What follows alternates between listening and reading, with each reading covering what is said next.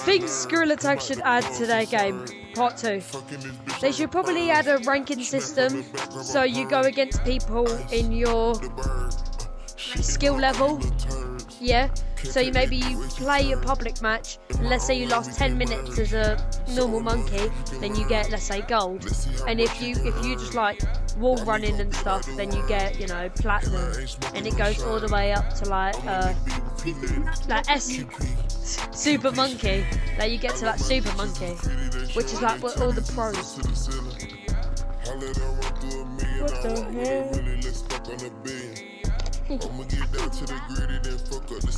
Yeah, so yeah, that's basically it. So it makes the game a bit more equal, and you know what I mean. You get. I'm gonna do box now.